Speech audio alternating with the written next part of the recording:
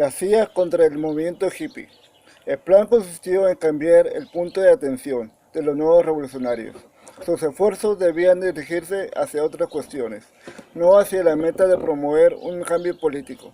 De este modo, en pocos años, el activo movimiento, que nació con unas metas bastante claras, acabó desfilándose y cayendo en la más absoluta anarquía hasta desaparecer. La finalidad de esta operación de largo alcance diseñada por la CIA y los servicios secretos británicos era introducir dentro del movimiento revolucionario juvenil tres nuevos elementos: las creencias esotéricas, mágicas y ocultistas, el consumo masivo de drogas y la aceptación de nuevos sonidos de rock and roll. Con estos tres elementos, los antropólogos y sociólogos de las inteligencias británicas y norteamericanas pensaron que lograrían que estos jóvenes idealistas entrasen en un proceso de alejamiento del mundo real, lo que conllevaría la pérdida de sus metas políticas, y todo apunta a que estos planes tuvieran éxito. La música rock se transformó en un fenómeno juvenil de masas, atrayendo la atención de millones de jóvenes. Las drogas se convirtieron en algo habitual en los campus universitarios estadounidenses, provocando la destrucción de toda una generación. Y las filosofías y sectas orientales llegaron a Occidente. Muchos de los líderes de la revuelta de los años 60 terminaron militando en sectas como los Hare Krishna, meditación trascendental y similares. Y otros muchos fundaron o se convirtieron en militantes del movimiento del potencial humano, que se centraba en el estudio de la astrología, la sabiduría de Oriente, la hipnosis, las facultades paranormales del hombre, el yoga, la medicina o el desarrollo de la intuición, entre otras cuestiones. El potencial humano se transformaría más tarde en el ya masivo y popular movimiento de la nueva era. Pero, ¿de dónde obtuvieron los antropólogos y sociólogos de la CIA y la inteligencia británica la idea de combinar música rock, drogas y creencias mágicas? Según informes divulgados por Prioridad Internacional, una prestigiosa revista de circulación restringida especializada en cuestiones de inteligencia, nada más y nada menos que de los rituales de iniciación de diferentes pueblos indígenas y de varias ceremonias de los adoradores de la diosa Isis en los imperios egipcio y romano. En estos rituales se unían las creencias mágicas, los dioses o los espíritus hacían acto de presencia en la ceremonia, el consumo de sustancias alucinógenas como el peyote, el mezcal, otras para consumirse con los espíritus y lograr el trance, y una música de tambores repetitiva y rítmica con la finalidad de provocar un estado alterado de conciencia. Para la Prioridad Internacional, uno de los principales agentes de esta operación fue el famoso escritor Aldous Huxley, el autor de Un Mundo Feliz, La Máquina del Tiempo o La Isla de Dr. Moreau. Colaboró ya desde su juventud con la inteligencia británica y fue miembro fundador de la Mesa Redonda de Reuters, una organización entonces comandada por Arnold Toynbee, a la que pertenecían los miembros más importantes de la oligarquía británica. Toynbee permaneció durante casi 50 años al Consejo del Real Instituto de Asuntos Internacionales, la RIA. Dirigió la División de Investigaciones de la Inteligencia Británica en la Segunda Guerra Mundial, a la vez que hacía de oficial de información del primer ministro Winston Churchill. La función de los miembros de la mesa redonda era la defensa de los intereses del imperio y evitar a toda costa su decadencia y pérdida de poder en el ajedrez mundial. Los hijos de la élite pertenecientes a la mesa redonda entraban a formar parte de otra organización conocida como el pomposo nombre de los Hijos del Sol, que vendría a ser algo así como un escalón anterior obligatorio antes del acceso a la mesa redonda. En la Universidad de Oxford, Huxley y su hermano Julian tuvieron como tutor y maestro a H. G. Wells, el conocido autor de La Guerra de los Mundos. Wells, también agente de los servicios secretos, ocupó el cargo de jefe de inteligencia británica en el extranjero durante la Primera Guerra Mundial. Aldous Huxley conoció en su etapa de estudiante a través de Wells a Aleister Crowell, uno de los líderes mundiales del movimiento ocultista y pagano, también antiguo colaborador de la inteligencia británica. Durante la Segunda Guerra Mundial, Crowley llevó a cabo diferentes campañas de desinformación dirigidas hacia el mando alemán. Merced a sus buenos contactos con el grupo ocultista que aconsejaban a Hitler, el mago negro británico se dedicó a enviar a los esoteristas alemanes información dictada por los agentes de su majestad. El interés de Huxley por el saber hermético aumentó todavía más al reconocer a Crowley. Y poco tiempo después decidió emigrar a los Estados Unidos. Ahí se relacionó con Christopher Isherwood, también un apasionado por el ocultismo, introductor del budismo zen en el occidente. Ambos, Huxley e Isherwood, trabajaron como guionistas de Hollywood, a la que vez creaban por la zona sur de California toda una serie de grupos de interesados por el paganismo y el esoterismo que anteriormente habían sido seguidores de Crowley.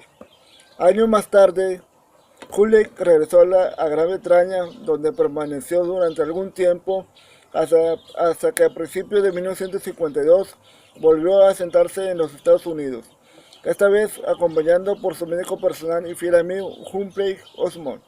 En ese mismo año, la CIA pone en marcha el programa de control mental MK Ultra, bajo la dirección personal del director de la agencia secreta norteamericana, Allen Dulles. El director de la CIA, curiosamente, pone en un lugar destacado del proyecto a Osmond, que de ese modo comienza a trabajar para el servicio secreto de los Estados Unidos.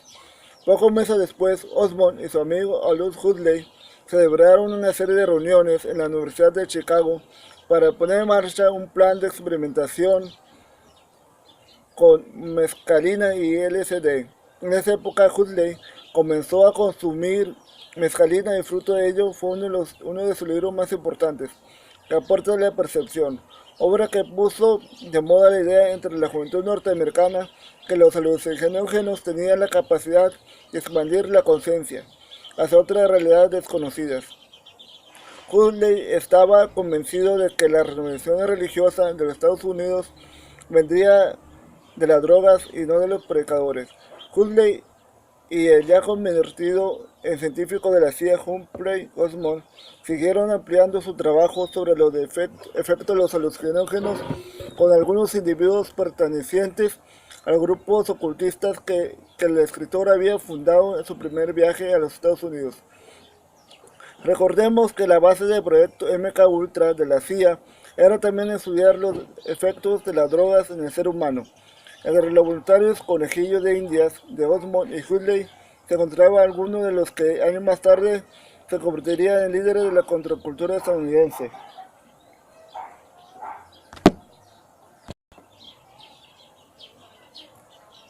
Entre los voluntarios conejillos de India de Osmond y Huxley se encontraban algunos de los que años más tarde se convertirían en líderes de la contracultura estadounidense, como Alan Watts o Gregory Bateson.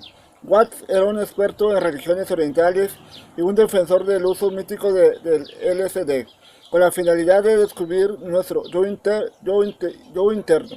Alan Watts también fue uno de los fundadores de la Pacific Foundation, la cual patrocinó la WKBW en San Francisco y la WBAI-FM en Nueva York. Las dos primeras emisoras de radio en promover el sonido rock and roll de los Rolling Stones, los Beatles y los Animals. Las mismas emisoras popularizaron luego rock ácido y punk rock. En cuanto a Gregory Bateson, trabajó como antropólogo para la OSS, la agencia de inteligencia estadounidense anterior a la creación de la CIA. Más tarde se haría cargo de la dirección de la Clínica Experimental de las Drogas Alucinógenas del Hospital de Veteranos de Guerra de Palo Alto, de donde saldrían los primeros ideólogos del hippiismo. A finales de los años 60, Bateson fundó la Clínica Libre en lo que consiguió experimentar con drogas. Al personal de la clínica de Bedson pertenecían, por ejemplo, el doctor Ernest Denberg, oficial de la inteligencia militar posiblemente asignado al proyecto MK Ultra. A mediados de los años 60, la CIA y la inteligencia británica decidieron poner en marcha sus planes para acabar con la revolución juvenil. Se promocionó desde medios afines a la música rock, se aprovechó la infraestructura ocultista creada por Aldous Huxley en California, al mismo tiempo que se publicitaba a todo tipo de sectas como los Hare Krishna y lo que es más terrible, se inundó las calles y los campus universitarios de drogas mientras se daba cobertura a la cultura de los alucinógenos, promoviendo a enigmas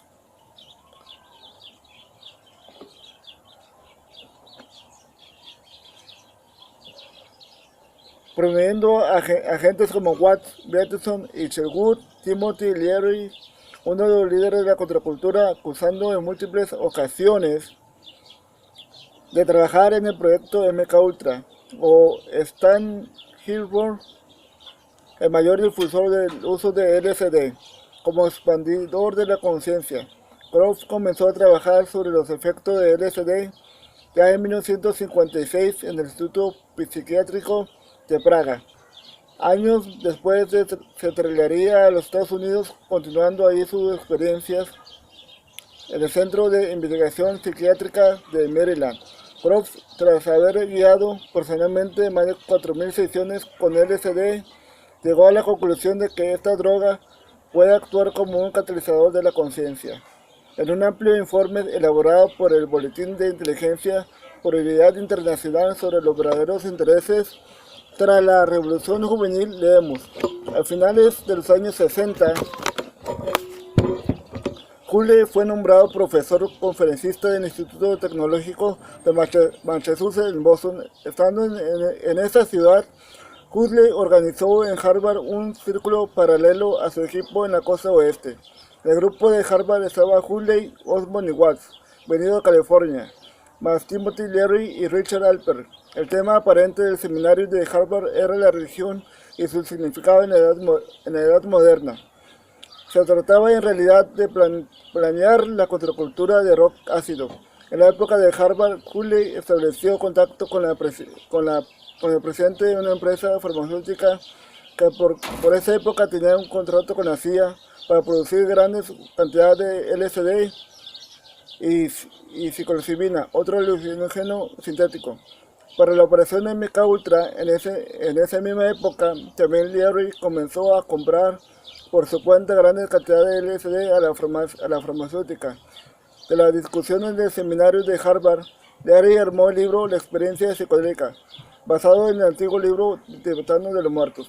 Con este trabajo se popularizó el término que había acuñado Osmond, expansión psicodélica de la muerte. En ese mismo informe se dice que el principal conejillo de indias de Peterson en el Palo Alto fue Kenzie. Peterson le administró la primera dosis de LSD a Kenzie en 1959. Para 1962, Kenzie había terminado su famosa novela Alguien voló sobre el nido del cucú, la cual popularizó la noción de que la sociedad es una prisión y que los únicos realmente libres son los locos. Posteriormente, Casey organizó un círculo de iniciados de LSD denominado Los Alegres de Trujanes, los cuales recorrían el país repartiendo LSD, muchas veces sin advertírselo a los receptores, montando redes de distribución local y sentando la base de una gran campaña de propaganda de la contracultura a un movimiento minúsculo.